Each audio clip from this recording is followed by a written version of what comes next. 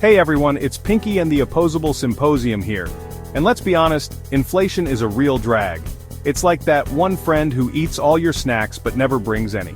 Prices are going way up, your money doesn't go as far, and it feels like we can never reach our money goals. But don't worry, I'm not here to bum you out. We're not just going to sit around and complain, we're going to find solutions. In this video, we're going to learn some smart money tricks to not just survive inflation, but actually do well in 2025. These are more than just simple tips. This isn't about clipping coupons or skipping your morning coffee. This is about being smarter than inflation, using every opportunity and building a strong financial plan that can handle anything. So if you're ready to take charge, improve your money skills, and make inflation work for you, then get ready. This is going to be exciting.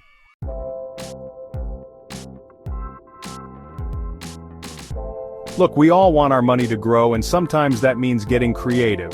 Remember, cash isn't the only valuable thing you have. You have skills, things you own, and resources that others want, or better yet, want to trade for. That's where trading comes in. Think of it as sharing, but instead of using an app, you're connecting with local communities and online groups. Websites like FreeCycle have tons of free stuff, and local trading groups let you swap things directly with people near you. Need your lawn mowed but don't want to spend money?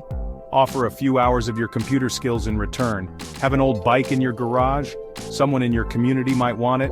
There are so many possibilities, and the best part is, you're avoiding inflation by not using money at all. It's about getting what you need and getting rid of what you don't. Everyone wins.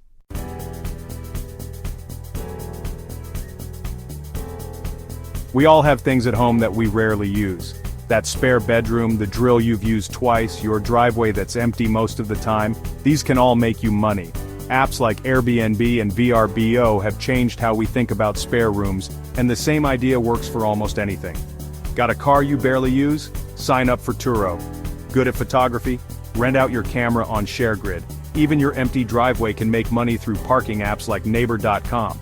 The great thing is, you're making money from something you already own, often without much work. It's like finding hidden treasure in your own home.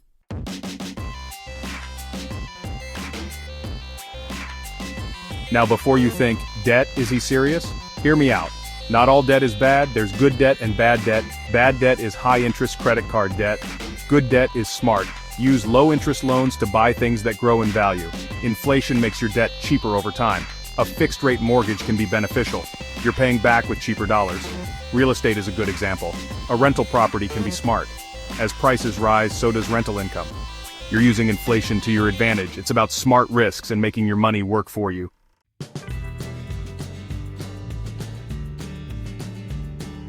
Let's be real. When inflation happens, your cash loses value.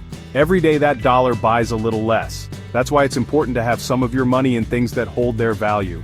Real estate is a great example. But don't forget about farmland. People always need to eat, right? Farmland holds its value because there's only so much of it. And it's not just the land. Owning farmland can make you money by growing crops or renting it to farmers. Plus, there are tax benefits and the satisfaction of owning something real. Now I know what you're thinking. I live in a small apartment. And you're right, farmland isn't for everyone. But there are other options like investing in precious metals. Or even things like timber or infrastructure. The key is to not put all your money in one place.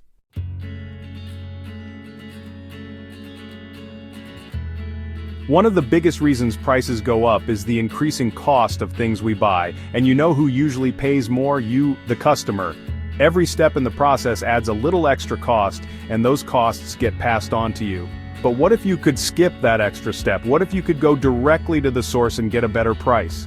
That's the power of connecting directly with producers. Think about your local farmers market. You're buying fresh food directly from the farmers. No extra supermarket costs, no transportation costs, just pure savings. And it's not just about food. Look for local artists and craftspeople in your area. You can often find unique, high-quality things for much less by going direct. Plus, you're supporting small businesses. It's a win-win. So next time you need something, before you buy it online, think about where else you might find it. You might be surprised at the deals you can find.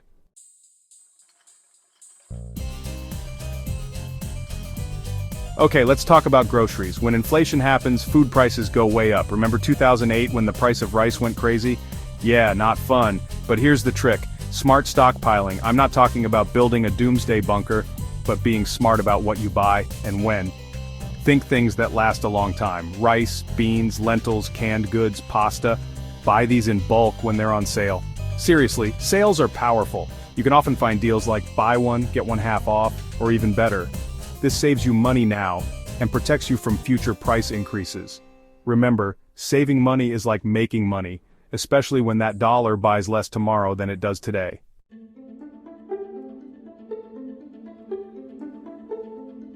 Taxes. Nobody likes them, but they're part of life.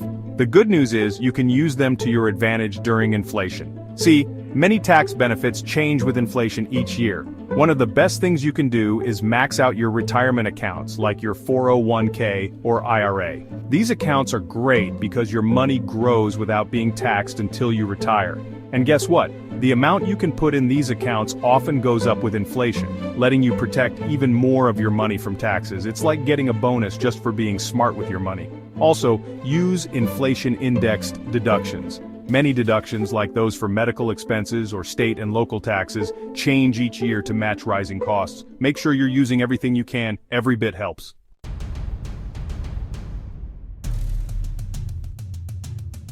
Let's talk about going green. Investing in renewable energy like solar panels or electric cars isn't just good for the environment, it's good for your wallet during inflation. Here's why. Energy prices change a lot, especially during inflation. Remember the oil crisis of the 1970s? Not fun. By making your own clean energy, you're basically locking in your energy costs, protecting yourself from future price increases. It's like having a shield against rising utility bills. But here's the best part, the government pays you to go green. There are lots of tax credits, rebates, and incentives for homeowners who install solar panels, buy electric cars, or make their homes more energy efficient. It's like getting paid to save money.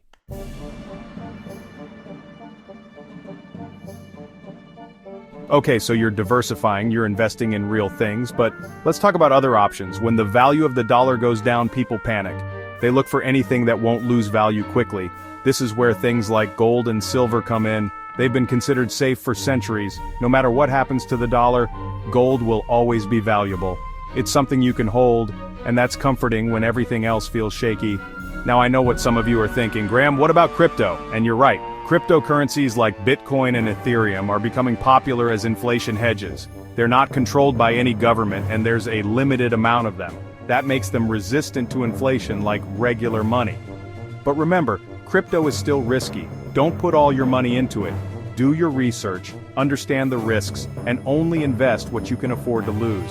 Think of it as a small part of your plan, not the whole thing.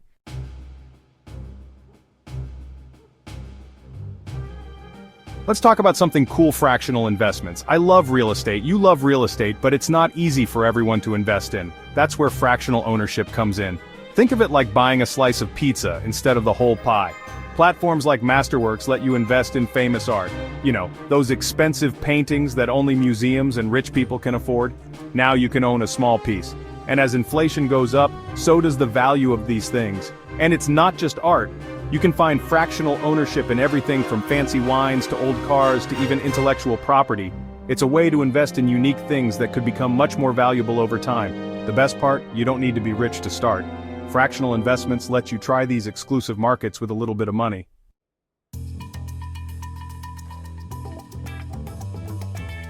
Okay, let's talk about something a little different. Co-ops. You might be thinking, Graham, what do co-ops have to do with inflation? Well, they can be really helpful, especially when things get tough. Co-ops are all about community. Their business is owned and operated by their members. Think of it like a grocery store owned by the people who shop there. By skipping the middleman, co-ops can often have lower prices. But it's not just about saving money. Co-ops are about working together. When inflation hits, co-ops can team up to get better deals or buy things in bulk. It's power in numbers. And co-ops exist for all sorts of things, not just groceries. There are housing co-ops, childcare co-ops, even healthcare co-ops. It's a way to control your spending, support your community, and build a stronger future. So, see if there's a co-op near you. You might be surprised.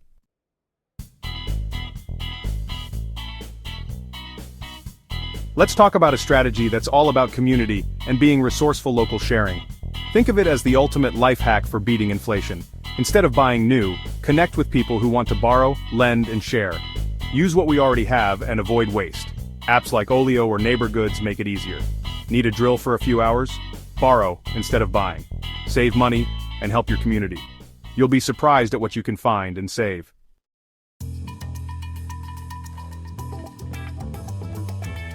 Look, we've talked about real things, but the best investment is in yourself, specifically in skills that are always valuable. Think about it.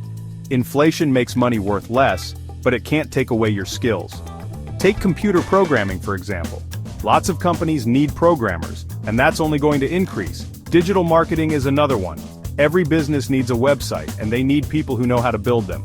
Renewable energy, healthcare, these are all important fields. You don't need to go into huge debt for a fancy degree.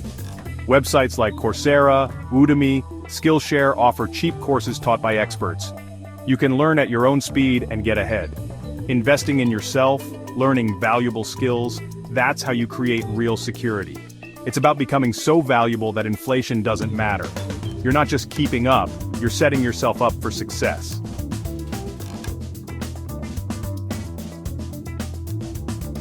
Now, once you've learned new skills, why not share them and make money? You can create online courses, webinars, ebooks, anything, and reach people all over the world. Remember, everyone is good at something. Maybe you're great at photography, or baking bread, or teaching dogs tricks. Whatever you love, there are people who want to learn from you. Websites like Teachable, Thinkific, or Podia make it easy to create and sell your own online courses. You set the price, you choose the content, and you connect directly with your audience. It's like having your own online store open all the time. And the best part, the value of knowledge doesn't go down like a car or get eaten up by inflation. It's something that keeps on giving, so think about what you're good at and how you can share it.